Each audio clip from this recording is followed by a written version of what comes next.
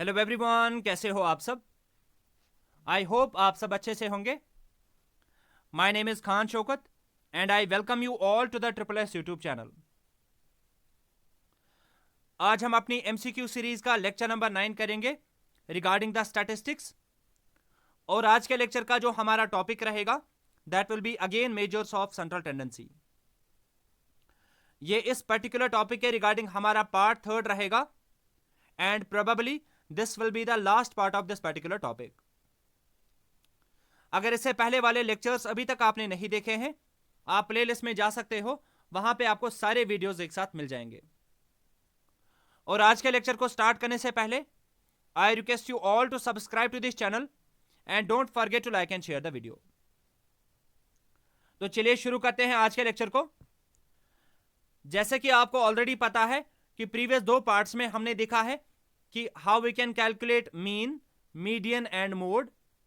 आज की क्लास में हम देखेंगे कि how we can calculate geometric mean and harmonic mean. Starting with question number 1, geometric mean of a set of observations is the nth root of their dash. आपको बताना है कि अगर आपको सेट ऑफ ऑब्जर्वेशंस का ज्योमेट्रिक मीन निकालना होगा तो आप उसका nth रूट निकालोगे उनके प्रोडक्ट्स का। Option number B will be the right answer. ये डेफिनेशन आती है ज्योमेट्रिक मीन की। अगर आपको कोई भी इशू आ रहा है इसमें, मैं आपको एग्जांपल से समझाने की कोशिश करूंगा। इसका मतलब हो गया, लेटर से अगर हमारे पास n ऑब्जर्वेशंस है x1 x2 so on up to xn, और अगर आपको इन n ऑब्जर्वेशंस का ज्योमेट्रिक मीन निकालना होगा तो वो आप कैसे निकाल सकते हो। आप देखोगे नंबर ऑफ ऑब्जर्वेशंस कितनी है n, तो nth रूट निकालोगे आप इन्हीं ऑब्जर्वेशंस को प्रोडक्ट करके, x1 into x2 into so on into xn। इस तरीके से आप किसी भी सेट ऑफ ऑब्जर्वेशन का ज्योमेट्रिक मीन आराम से निकाल सकते हो। और अगर n का वैल्यू 2 होगा, यानी कि अगर हमारे पास खाली 2 ऑब्जर्वेशन होंगी, तब हमें स्क्वायर रूट निकालना होता है। अगर n का वैल्यू 3 होगा, अगर 3 ऑब्जर्वेशन होंगी, तब हमें क्यूब रूट निकालना होता है। इसी पैटर्न पे जैसे जैसे n का वैल्यू इंक्रीज होता चला जाएगा, उतना हमारे लिए इस वैल्यू को कैलकुलेट करना डिफिकल्ट हो जाता है। बात करते हैं क्वेश्चन नंबर 2 के बारे में। Calculate geometric mean of 4 and 16। आपको 2 ऑब्जर्वेशंस गिवन है, आपको बताना है कि इसका ज्योमेट्रिक मीन किसके बराबर आ जाएगा। तो n का वैल्यू कितना यहां पे आ रहा है 2, नंबर ऑफ ऑब्जर्वेशंस कितनी है 2। ज्योमेट्रिक मीन की फॉर्मूला अप्लाई करेंगे। Geometric mean is equal to under root of, यहां पे nth रूट निकालना होता है। n का वैल्यू यहां पे क्या आ रहा है 2 and the product of these observations that is 4 into 16 which will be equal to under root of 4 into 16 करेंगे तो 64 बन जाएगा, which will be equal to under root of 64 को मैं 8 का स्क्वायर भी लिख सकता हूं। स्क्वायर और रूट कैंसिल हो जाएगा तो रिजल्ट क्या आ जाएगा 8। Option number A will be the right answer. अभी मैंने आपको बताया जैसे ही n का वैल्यू ग्रेटर देन 2 आता है, उस टाइम पे ज्योमेट्रिक मीन को निकालना हमारे लिए काफी कॉम्पिटिशनल हो जाता है। और उस टाइम पे हम ज्योमेट्रिक मीन कैसे निकाल सकते हैं, उसकी फॉर्मूला को हम थोड़ा बहुत यहाँ पे डिराइव करने की कोशिश करेंगे, और वो फॉर्मूला आप याद रखोगे। हो सकता है एग्जाम में आपको डायरेक्टली फॉर्मूला आ जाए एग्जाम्पल को छोड़ के। ठीक है, मैंने आपको अभी बताया ज्योमेट्रिक मीन जो हमारा होता है that is equal to under root of, और you can say nth root of the product of all the observations x1 into x2 into so on into xn। इसको मैं ऐसे भी लिख सकता हूं, geometric mean will be equal to x1 into x2 into so on into xn। Raised power आ जाएगा 1 bye N, under root के बदले हम क्या लिख सकते हैं 1 बाय एन भी लिख सकते हैं। ठीक है, और उसके बाद हम क्या करेंगे यहां पे apply log on both sides, तो ये बन जाएगा log of geometric mean, log of geometric mean is equivalent to log of x1 into x2 into so on into xn raised power क्या आ जाएगा 1 बाय n। एक फॉर्मूला आपने पढ़ी होगी log of m raised power n, वो होता है बराबर n log m। ठीक है, तो यहां पे क्या आ जाएगा 1 बाय n नीचे आ जाएगा log of x1 into x2 into so on into xn, इस तरीके से। क्यों, क्योंकि फॉर्मूला क्या है log of m raise to power n, वो होता है बराबर n log m। ये फॉर्मूला यहां पे मैंने अप्लाई कर दी, फाइन। और उसके बाद अगर आप देखोगे what will be this, this will be equal to 1 by n log को मल्टीप्लाई करेंगे हर एक ऑब्जर्वेशन के साथ, तो लॉग ऑफ x1 यहां पे आ जाएगा plus log of x2 plus so on plus log of xn। अब आप बोलोगे सर आपने प्लस क्यों किया, क्योंकि ये भी एक लॉगरिदम का रूल है, प्रोडक्ट रूल ऑफ लॉगरिदम हम इसको बोलते हैं, ठीक है। और बाद में हम इसको ऐसे भी लिख सकते हैं, which is equal to 1/n, which is equal to 1/n summation of log of x, summation of log of x। और यहाँ पे जो ये लॉग है ना, अगर ये इज इक्वल टू के इस पास जाएगा तो ये क्या बन जाएगा, ये बन जाएगा यहाँ पे एंटी लॉग, यहाँ पे ये बन जाएगा anti log of 1/n summation of log x. So this is the required formula, this is the required formula for calculating the value of geometric mean. geometric mean किसके बराबर आ रहा है, anti log of 1/n summation of log x. ये formula आप as it is याद रखोगे। मैं इसको दोबारा से यहां पे लिख लेता हूं। In case of individual series, in case of individual series geometric mean किसके बराबर होता है, that is equal to anti log of, अभी जो हमने फॉर्मूला डिराइव की, anti log of 1/n summation of log x, ठीक है। इसी पैटर्न पे in case of frequency distribution, in case of frequency distribution ये ज्योमेट्रिक मीन किसके बराबर होता है, ज्योमेट्रिक मीन जो हमारा होता है that is equal to anti log of 1/N summation of f log x. And in case of weighted arithmetic mean, in case of weighted geometric mean, arithmetic mean नहीं geometric mean, इसका value होता है बराबर anti log of 1/n summation of w log x. ये सारी formulas आप directly याद रखोगे। एग्जाम्पल आने के चांसेस काफी कम है, हाउएवर फॉर्मूला डायरेक्टली आपको पूछी जा सकती है। बात करते हैं क्वेश्चन नंबर 3 के बारे में। Which among the following is /r the advantage of geometric mean. आपको बताना है इनमें से कौन कौन सी एडवांटेज आती है ज्योमेट्रिक मीन की। Option A says us that it is rigidly defined, ये बिल्कुल सही है। ज्योमेट्रिक मीन की डेफिनेशन क्लियर है, अनएम्बिगुअस है। It is based on all the observations, जब भी हमें किसी भी सेट ऑफ ऑब्जर्वेशंस का ज्योमेट्रिक मीन निकालना होता है तो हम वहां पे सारे की सारी ऑब्जर्वेशंस को कंसिडर करते हैं, ये भी इसकी एडवांटेज है। It is suitable for further mathematical treatment.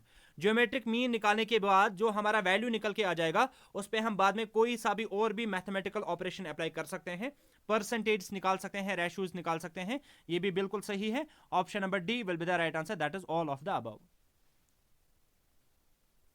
बात करते हैं क्वेश्चन नंबर 4 के बारे में। Which among the following is /r the advantage और एडवांटेज ऑफ ज्योमेट्रिक मीन। आप डिसएडवांटेज आपको बताना है कि इनमें से कौन कौन सी डिसएडवांटेज आती है ज्योमेट्रिक मीन की। यहां पे एक दो इंपॉर्टेंट पॉइंट्स है। It is not easy to understand and calculate, ये बिल्कुल सही है। ये this is one of the major drawbacks of geometric mean. इसको अंडरस्टैंड करना और कैलकुलेट करना हमारे लिए काफी डिफिकल्ट होता है। If any one observation is 0, काफी इंपॉर्टेंट पॉइंट है। अगर एक भी ऑब्जर्वेशन का वैल्यू क्या होगा 0, तो ज्योमेट्रिक मीन भी क्या बन जाता है 0। क्यों 0 बन जाएगा, बिकॉज जब हम अंडर रूट में ऑब्जर्वेशंस का सम प्रोडक्ट करते हैं, लेटर से एक ऑब्जर्वेशन है 9 और दूसरी ऑब्जर्वेशन क्या है 0, जब हम इनका प्रोडक्ट करेंगे इस 0 की वजह से प्रोडक्ट करके ये सारे वैल्यूज क्या बन जाएंगे 0 बन जाएंगे, ठीक है। इसीलिए यहां पे लिखा गया है अगर एक भी ऑब्जर्वेशन का वैल्यू क्या होगा 0, तो ज्योमेट्रिक मीन भी क्या बन जाता है 0 बन जाता है। This is one of the major disadvantage of geometric mean. If any one of the observations is negative, अगर एक भी ऑब्जर्वेशन क्या होगी negative, geometric mean becomes imaginary. As it is आप ये पॉइंट याद रखोगे, अगर एक भी ऑब्जर्वेशन नेगेटिव होगी ज्योमेट्रिक मीन क्या बन जाता है इमेजिनरी। इमेजिनरी आपने पढ़ा होगा थोड़ा बहुत, जिसने भी कॉम्प्लेक्स नंबर्स पढ़े होंगे। कॉम्प्लेक्स नंबर जो हमारे होते हैं ना, उसमें दो पार्ट्स होते हैं, a plus iota B, where a is the real part and iota B is the imaginary part. अब ये क्या होता है इस सब के बारे में हमें यहाँ पे डिस्कशन नहीं करना है। आप सिंपली याद रखोगे अगर एक भी ऑब्जर्वेशन नेगेटिव होगी ज्योमेट्रिक मीन क्या बन जाता है इमेजिनरी। ये भी इसकी एक डिसएडवांटेज है। Option number D will be the right answer, that is all of the above. These are all major disadvantage of geometric mean. बात करते हैं क्वेश्चन नंबर 5 के बारे में। Calculate find the geometric mean of 2, 4, 8, 12, 16, 24। हमें इन सारी की सारी ऑब्जर्वेशंस का क्या निकालना है, ज्योमेट्रिक मीन निकालना है। एग्जाम में ऐसे क्वेश्चंस आने के काफी कम चांसेस है, लेकिन हाउएवर अपने टॉपिक को कवर करने के लिए, कंप्लीट करने के लिए मैंने ये एक एग्जांपल ले ली है। इसको थोड़ा बहुत अंडरस्टैंड कर लेते हैं। ये एक इंडिविजुअल सीरीज आ रही है और हमें पता है इन case of individual series geometric mean किसके बराबर होता है, anti log of 1/n summation of log x, इसके बराबर होता है। अब यहां पे हमें x का वैल्यू ऑलरेडी गिवन है। x का वैल्यू क्या दिया गया है, x का वैल्यू दिया गया है 2, उसके बाद 4, 8, 12, 16 एंड 24। फिर हम क्या निकालेंगे, इसका log निकालेंगे। log ऑफ x अगर हम निकालेंगे, इसका log ऑफ x मैंने लॉगरिथम टेबल का इस्तेमाल किया है।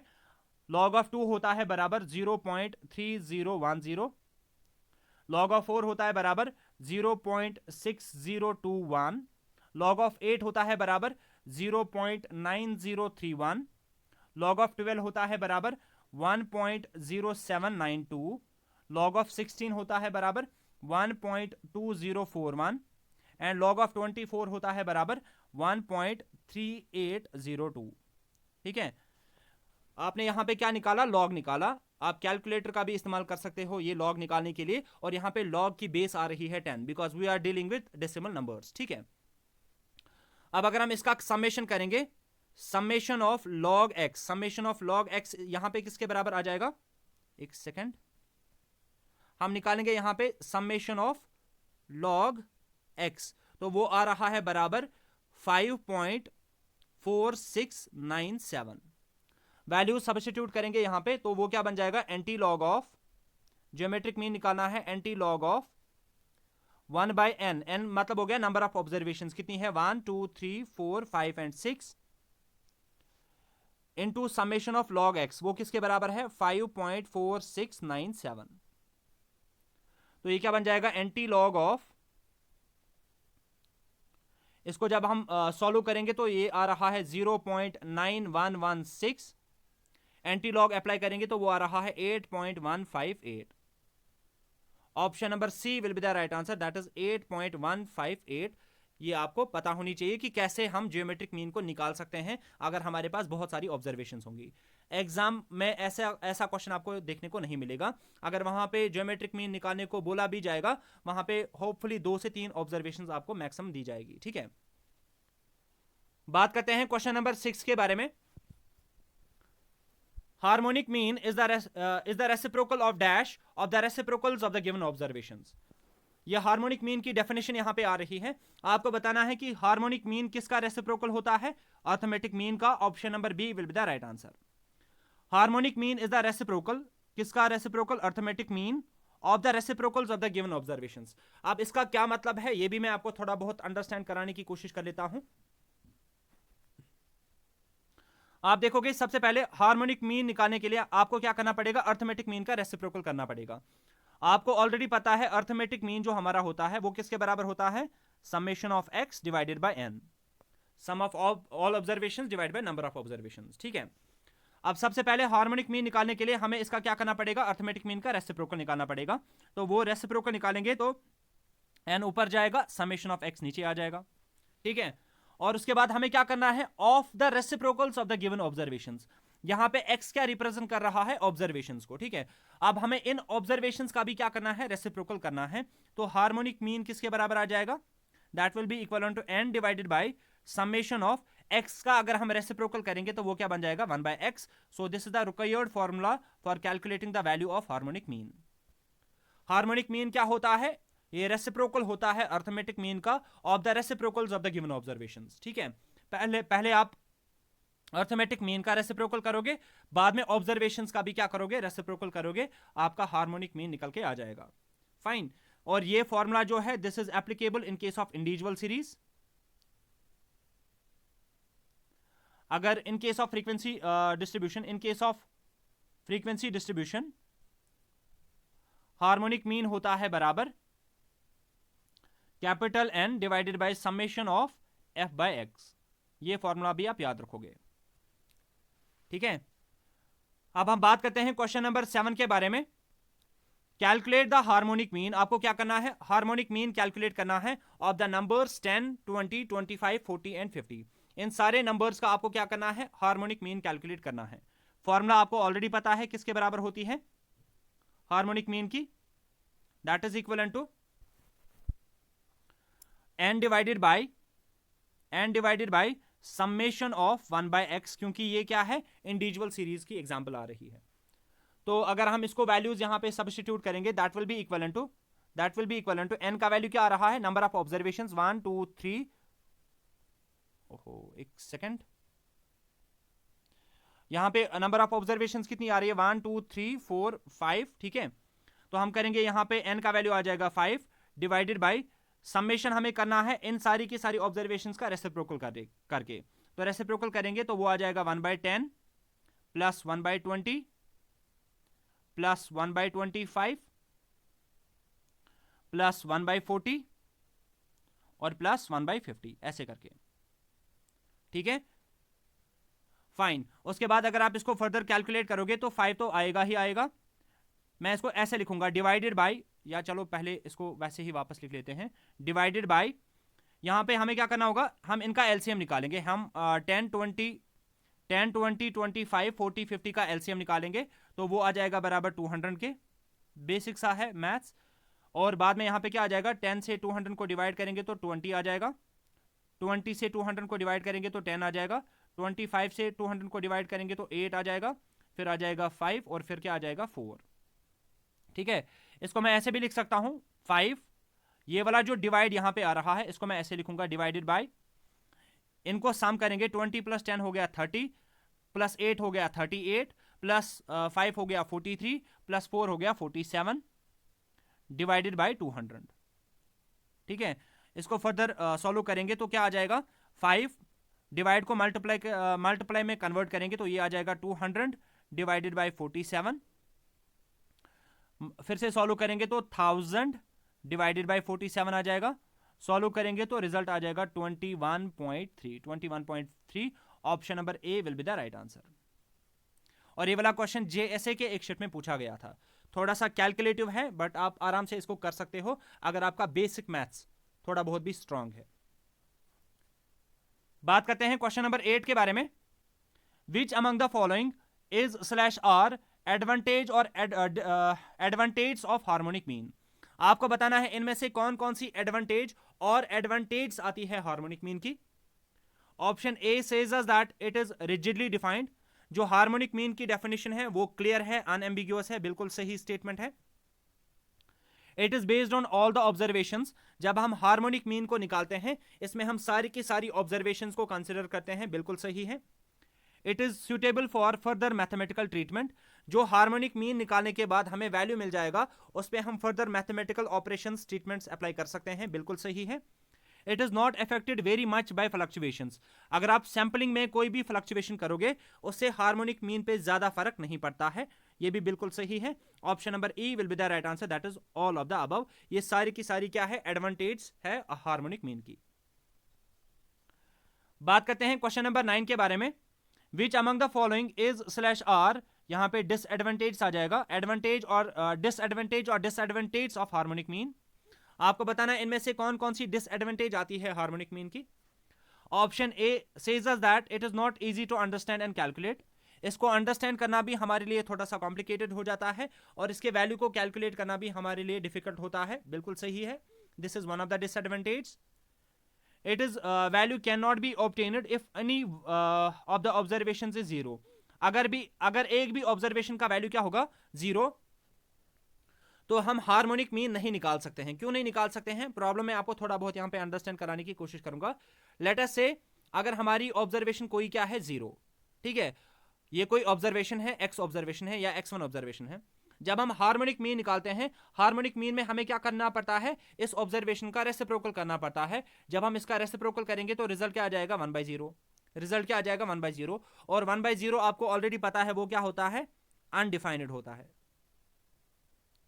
वो क्या होता है, अनडिफाइंड। अगर एक भी वैल्यू अनडिफाइंड होगा तो पूरा का पूरा हमारा हार्मोनिक मीन भी क्या होगा, अनडिफाइंड ही होगा। समझ में आ रही बात। तो यही पॉइंट मैंने यहां पे लिखा है, हार्मोनिक मीन का वैल्यू हम कैलकुलेट नहीं कर सकते हैं अगर एक भी ऑब्जर्वेशन का वैल्यू क्या होगा, 0। It is hardly used in business problems. अभी तक जितने भी मेजर्स ऑफ सेंट्रल टेंडेंसी हमने डेवलप किए हैं वो हम किस लिए डेवलप कर रहे हैं, in order to solve over real life problems और ओवर बिजनेस प्रॉब्लम्स। और इसकी एक सबसे बड़ी डिसएडवांटेज है, ऑल्दो ये तो हमारे पास एक मेजर है सेंट्रल टेंडेंसी का, बट स्टिल हम इसको यूज ही नहीं कर रहे हैं कहीं पे, ठीक है। तो ये भी इसकी एक डिसएडवांटेज आ जाएगी। Option number D will be the right answer, that is all of the above. These are all disadvantage और you can say drawbacks of harmonic mean. बात करते हैं आज के सेशन के लास्ट क्वेश्चन के बारे में। इस वाले क्वेश्चन में हमसे पूछा गया है, the arithmetic mean of two numbers is 10। दो नंबर्स का अर्थमेटिक मीन दिया गया है 10 के बराबर और ज्योमेट्रिक मीन दिया गया है 8 के बराबर। अब आपको क्या बताना है कि वो कौन से दो नंबर्स हैं। अगर आपको खाली अर्थमेटिक मीन का कॉन्सेप्ट क्लियर है, आप इस क्वेश्चन का वैल्यू आराम से निकाल सकते हो। कैसे? हमें पता है कि अर्थमेटिक मीन हमें किसके बराबर होता है, sum of observations and divide by number of observations. अब आप देखोगे अगर हम इन दो नंबर्स का अर्थमेटिक मीन निकालेंगे तो वो क्या बन जाएगा, 12 + 6 डिवाइडेड बाय 2, तो वो आ जाएगा 18 divided by 2 which is equal to 9। क्या अर्थमेटिक मीन 10 के बराबर आया? नहीं आया, तो ये तो हमारे क्वेश्चन का आंसर नहीं हो सकता। अगर हम ऑप्शन बी की बात करेंगे, sum of observations divided by number of observations, फिर से 18 डिवाइडेड बाय 2 आ रहा है, रिजल्ट क्या आ रहा है, 9। जब हम इन दोनों का अर्थमेटिक मीन निकाल रहे हैं तो वो 9 के बराबर आ रहा है, लेकिन क्वेश्चन में हमें वही से दिया गया है, अर्थमेटिक मीन 10 के बराबर है, तो ये भी इसका आंसर नहीं हो सकता। ऑप्शन नंबर डी की अगर हम पहले बात करेंगे, यहां पे अर्थमेटिक मीन निकालेंगे हम 10 + 12 डिवाइडेड बाय 2 करेंगे, तो वो आ जाएगा 22 divided by 2 which is equal to 11। क्या अर्थमेटिक मीन 10 के बराबर आया? नहीं आया, तो ये भी इसका आंसर नहीं हो सकता। हेंस ऑप्शन नंबर कौन सा सही रहेगा, option number C will be the right answer. क्यों? क्योंकि अगर हम 4 + 16 का अर्थमेटिक मीन निकालेंगे तो वो आ जाएगा 20 divided by 2 which is further equal to 10। तो अर्थमेटिक मीन तो 10 के बराबर आया ना, अब हमें क्या निकालना है, ज्योमेट्रिक मीन निकालने की भी जरूरत नहीं है। ऑल्दो अगर आप निकालना चाहोगे तो कैसे निकाल सकते हो, अगर हम इन्हीं दो ऑब्जर्वेशंस का ज्योमेट्रिक मीन निकालेंगे तो वो बन जाएगा स्क्वायर रूट ऑफ 4 × 16, ठीक है। तो वो आ जाएगा square root of 64 which is equal to square root of 8 square, square और रूट कैंसिल हो जाएगा तो किसके बराबर आ जाएगा, 8। तो आप देख सकते हो ज्योमेट्रिक मीन 8 के बराबर आ रहा है, हार्मोनिक अर्थमेटिक मीन 10 के बराबर आ रहा है एंड ज्योमेट्रिक मीन 8 के बराबर आ रहा है। Option number C will be the right answer. और ये वाला क्वेश्चन भी जेएसए के एक शिफ्ट में पूछा गया था। तो होपफुली आज के सारे क्वेश्चंस आपको अच्छे से समझ में आ गए होंगे।